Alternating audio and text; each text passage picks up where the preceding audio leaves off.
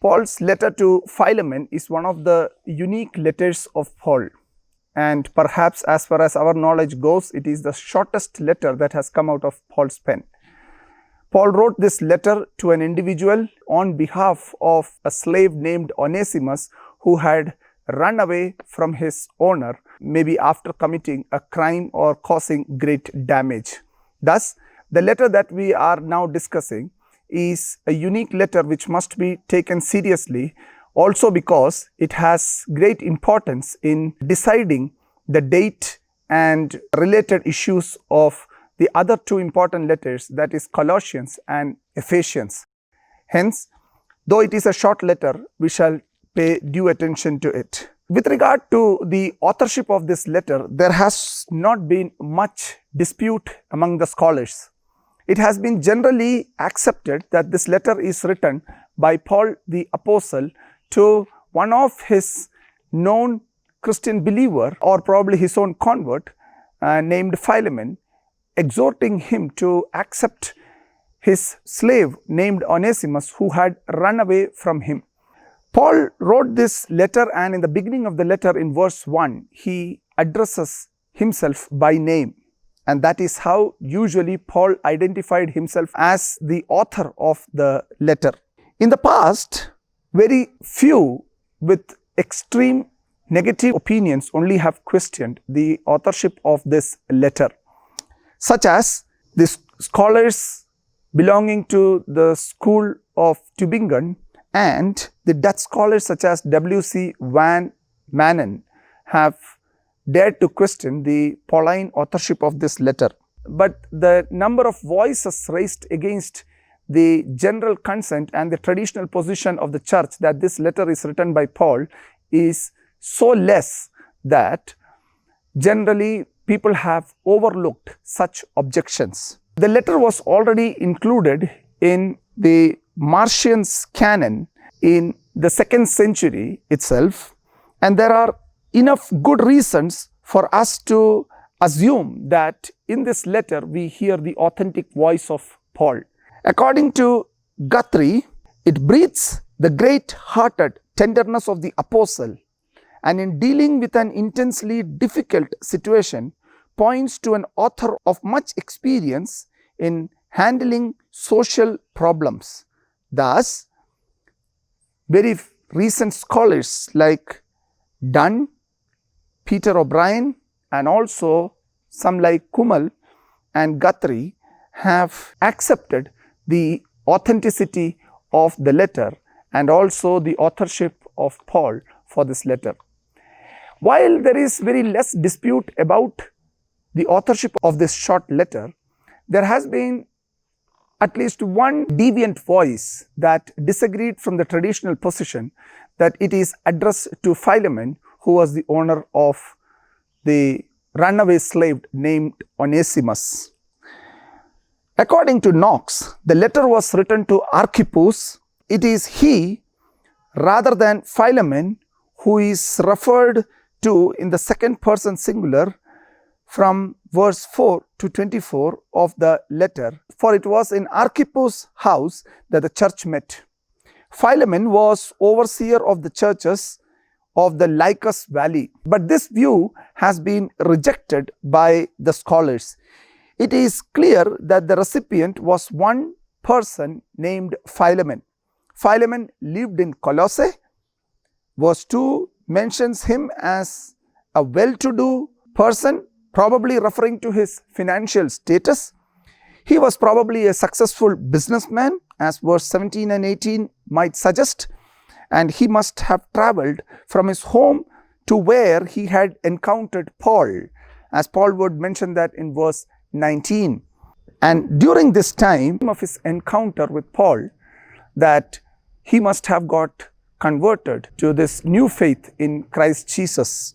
Paul also describes him as one of the fellow workers and partner of him in verse 1 and verse 17.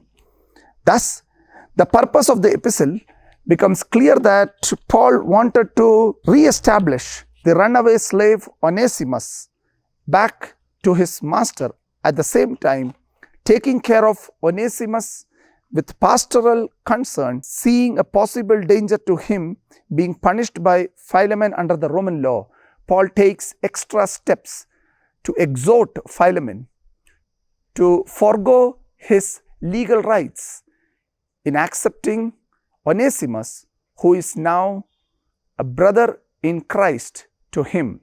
So, in the fear of Christ, Paul says that he may accept him, and whatever the loss perhaps Onesimus has brought to Philemon may be credited into the apostle's account, that he would be willing to pay it off. But the plea that Paul makes is just make sure that you accept him back and take him in good honor, because he is now your brother in Christ Jesus. However, Onesimus must return back to his master, whom he has hurt financially, from whom by running away he has committed a crime according to the Roman law.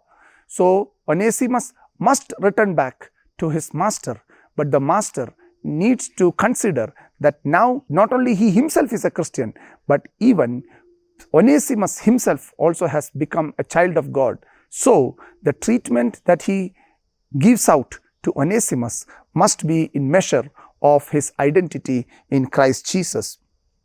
Philemon's place, occasion and date is important for us. Why?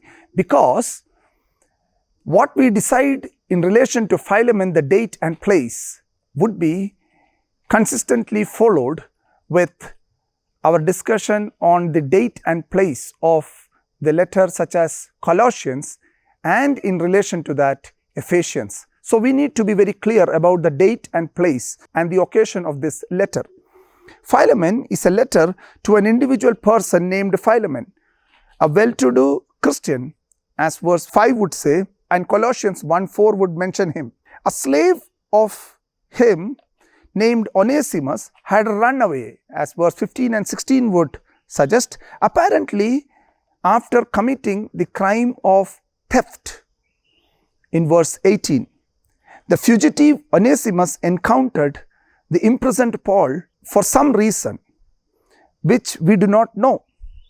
Kumal maintains two possibilities of Onesimus meeting Paul, either with his acquaintance with Paul through Philemon, or accidentally he also must have been put in the same prison where Paul was imprisoned, and with the ministry of Paul in that place to him, he must have got converted.